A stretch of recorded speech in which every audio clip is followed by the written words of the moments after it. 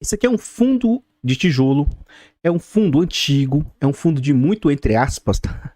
De muito nome na praça. Ele é um fundo de lajes, foi lançado em dezembro de 2010. Ele é um fundo de base 100, gestora BTG, mandato híbrido, e ele tem uma liquidez impressionante de 1.800.000 por dia. Os usuários do site dão nota 3 de 5, faz parte do IFIX com 1,72%, e ele conta ali com 26.638.000 cotas. Em termos de PVP, esse fundo está sendo negociado a um PVP de 0,59, o que indica que ele está com 41% de desconto.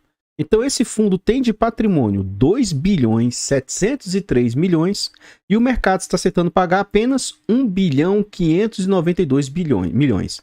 Vocês têm noção que esse fundo está 1.200 bilhões abaixo do que ele vale? É uma situação complicada. Amu, fundo de tijolo recompõe a inflação?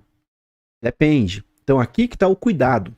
Eu fico vendo gente falando, não, porque você tem que migrar para tijolo, porque tijolo você tem possibilidade de valorização e que o tijolo te entrega a inflação. Cuidado. Eu sou a favor de tijolo também, mas nem todo tijolo vai acontecer isso.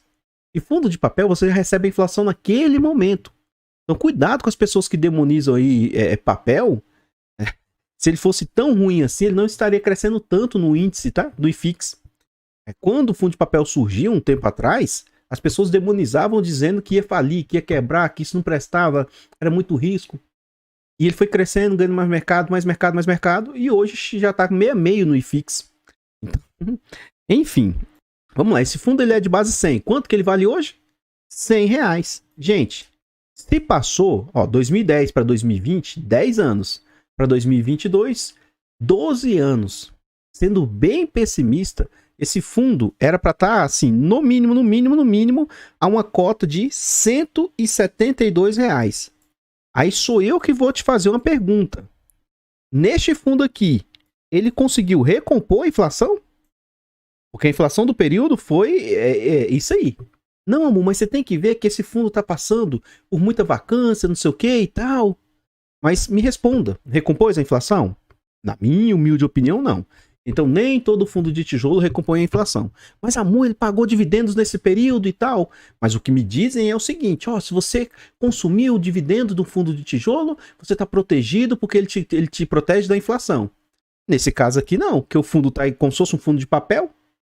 Desde 2010 para cá, o fundo continua valendo R$100. Então, enfim, né? E mais do que isso, ele vale 100 e está sendo negociado a 60. Tendo o Maia como referência, é um fundo ali com 140.000 cotistas. Mais uma pergunta a vocês aí, vamos lá. Vamos traçar aqui a linha dos R$100, né? Antes da situação pandêmica, antes da pandemia, teoricamente, esse fundo não estava em pandemia. Então, por que será que esse fundo não estava... Antes disso, vamos ver as cotações atuais. 59,73, tá bem próximo das mínimas de 59,13 e máxima de 83, tá? Agora vamos fazer uma análise do fundo. Aqui, é mundo acabou, e aqui, teoricamente, é quando o mundo estava tudo bem. Por que quando o mundo estava tudo bem, o fundo não estava tendo tanto desempenho? Por vezes, sendo negociados a R$90, por vezes, sendo negociados aqui abaixo do seu valor.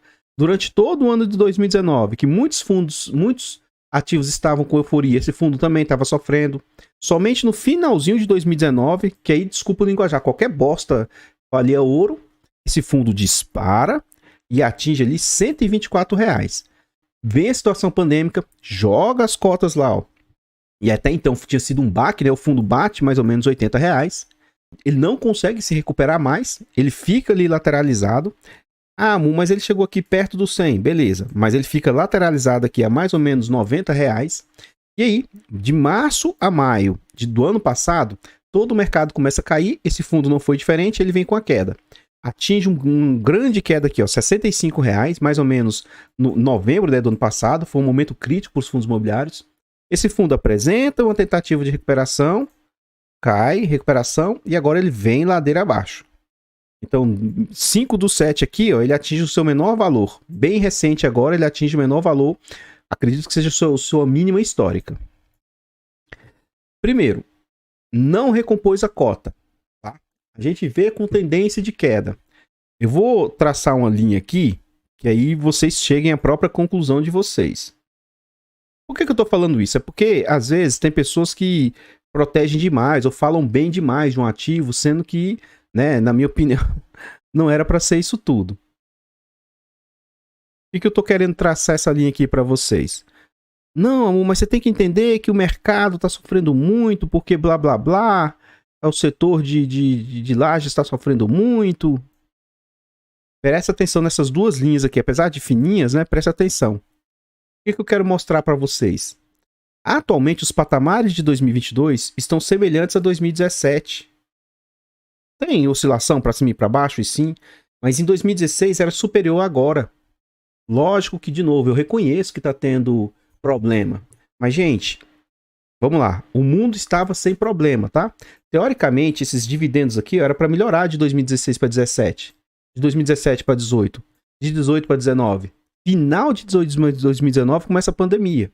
Aí 20, 21, 22. Como não é um fundo que eu acompanho, eu não vou saber dizer o que foi esse não recorrente aqui. O que foi esse valor inteiro grande aqui, né? Teria que entrar lá no site, olhar, ver se isso aqui foi amortização ou não. Mas enfim.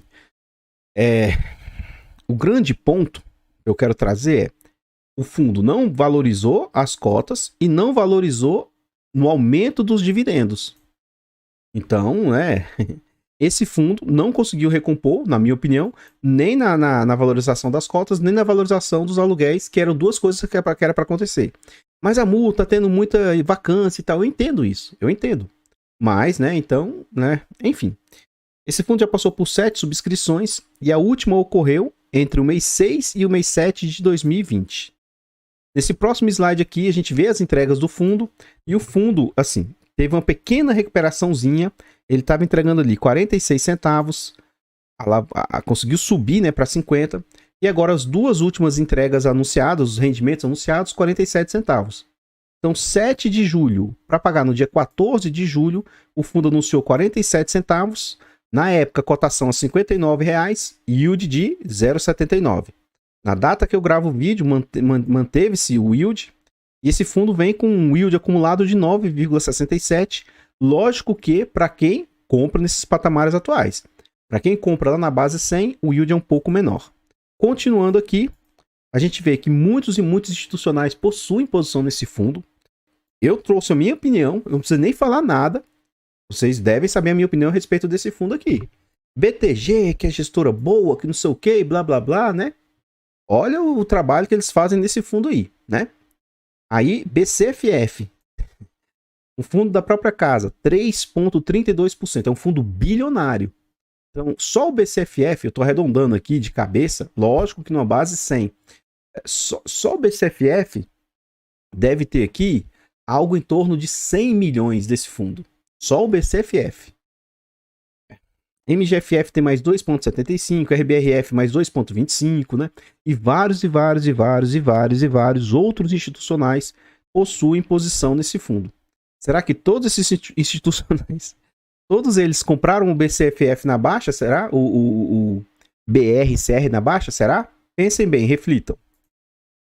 Aqui a gente já está dentro do relatório, esse relatório com certeza tem defasagem, né? Na época, 1,65 bilhões, sendo que ele vale 2,7 bilhões, então aqui já está defasado. Um rendimento de 47 centavos. E aqui me chama a atenção o seguinte, o fundo é bem diversificadozinho, é um gigante do cenário, é antigo, bom, 15 imóveis de altíssima qualidade, AAA, EA e classe A, né? 80% do portfólio é de altíssimo padrão. E a vacância, que é algo que para mim não é tão óbvio da forma como eles apresentam no relatório, a vacância financeira é 20% e a física 24,6%. A diferença da financeira para a física é o seguinte, vago tá 24%. Só que parte disso aqui, ou pode não estar recebendo por carência, ou pode não estar recebendo porque tem RMG. Vamos à frente aqui. Aqui ele vai falar sobre dois imóveis que ele tem, o Diamond Tower e uma reavaliação semestral que ele vai falar. No Diamond Tower, eles têm alavancagem no Diamond Tower e eles conseguiram prorrogar parte do pagamento dessa alavancagem. Além disso, eles conseguiram baixar de 3,5 para 2,95. Nossa, que gestor bom, eficiente. Gente, ninguém faz caridade não, tá? Então, isso aqui, com certeza foi rolado para frente. Com certeza vai trazer mais encargos. Vamos supor, se antes ele tinha que pagar 10, isso aqui vai gerar mais ou menos 11. Ninguém faz nada de graça para ninguém, não. Então, ótimo. O gestor se movimentou, tirou o pé do chão e tá conseguindo jogar para frente um compromisso para pagar. Mas se isso aqui não fosse feito, o fundo iria ser impactado mais ainda na distribuição dos seus rendimentos, né? E aqui, na reavaliação do semestre, eles fazem... não que isso não seja necessário, tá? Mas a obrigação é de fazer a avaliação somente uma vez por ano. Aí não bastasse o tanto que esse fundo vem sofrendo, ele faz 2 vezes por ano a avaliação. Então, é o que eles falam aqui. Ó, eles fazem a avaliação em maio e novembro. Já que esse fundo está sofrendo tanto, será que não seria o momento de temporariamente ele suspender essas avaliações? Pensa, se você é gestor, você é uma pessoa que precisa cortar gastos. Será que pelo menos uma dessas avaliações não poderia cortar? Ah, mas o valor é irrisório. Tá, mas é irrisório, joga esse valor irrisório para os cotistas, aí. Enfim, né?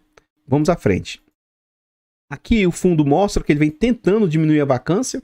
Então a vacância aqui, segundo o fundo, está diminuindo. Ponto positivo, né? Quase que nada mais está diminuindo.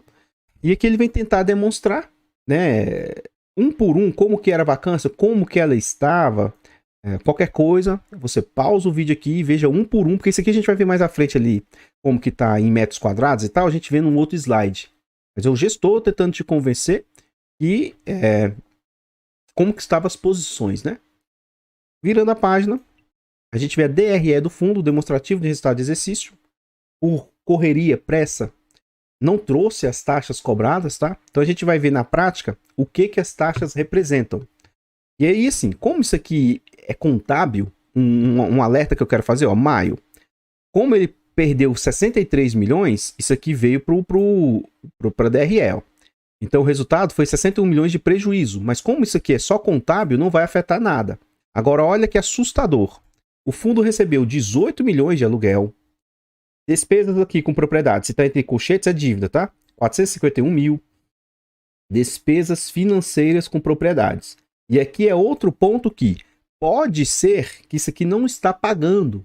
Ele teria que pagar, ou pagou, 13 milhões. Ó. Ele receitou 18, teve que pagar 13 com a alavancagem. Receitou 18, teve que pagar 14. Ou vai ter que pagar em algum momento. Então, é algo assim. Eu acho que eles não estão pagando esse valor todo. Como assim, amor? Por que você acha isso?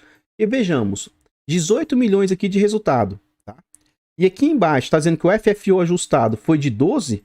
Como que ele conseguiria pagar esses 14 se ele apurou apenas 18 milhões? Como que ele chegaria a esse resultado? Não tem como ele pagar os 12 aqui, entende? Então, assim, ó, 18 milhões.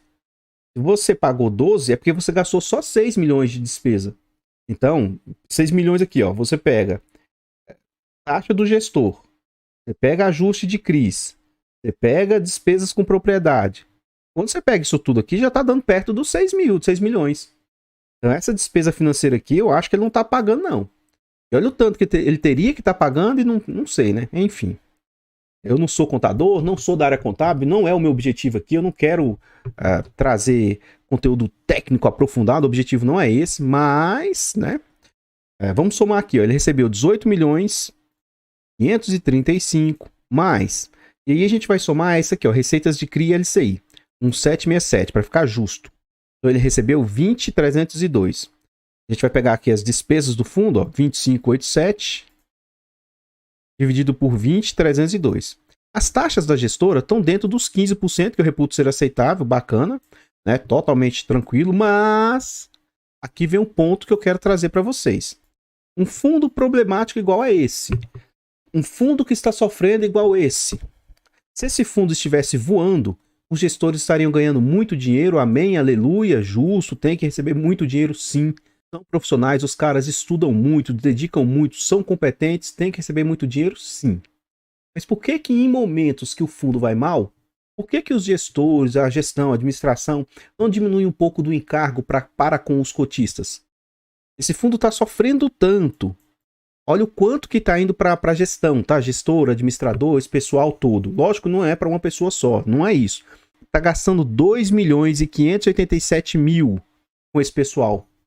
O ponto que eu quero trazer é o seguinte: se vai bem, eles ganham mais. Se vai mal, são poucas gestoras, poucos aqui que, no momento de dificuldade, ele abre mão do dinheirinho dele.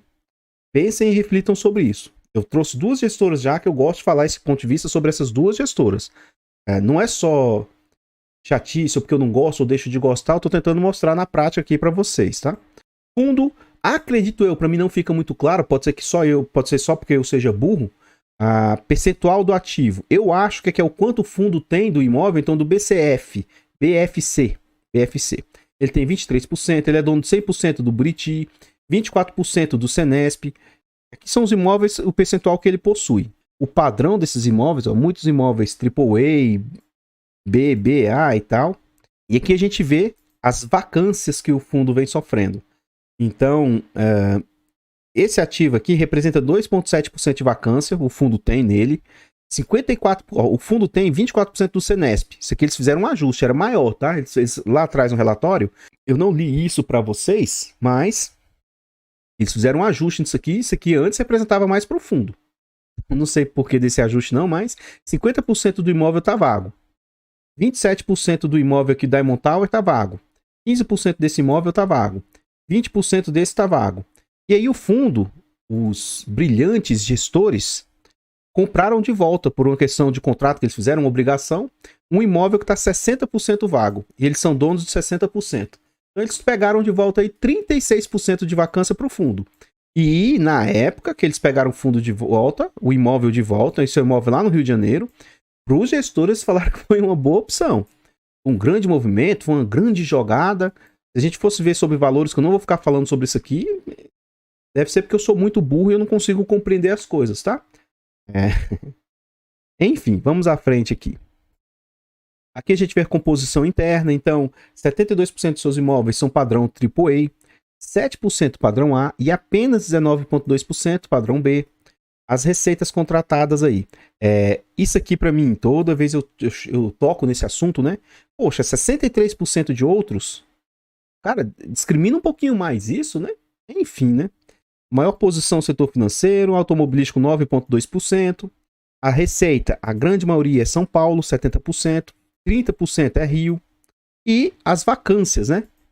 Aqui ele mostra 11,7% Senesp, 46%, 6,2% Torre Almirante, 25%, e assim por diante. Acho que da porcentagem total que o fundo tem de vacância, a maior parte vem do Senesp, depois do Torre Almirante, e assim por diante. Acredito que seja isso.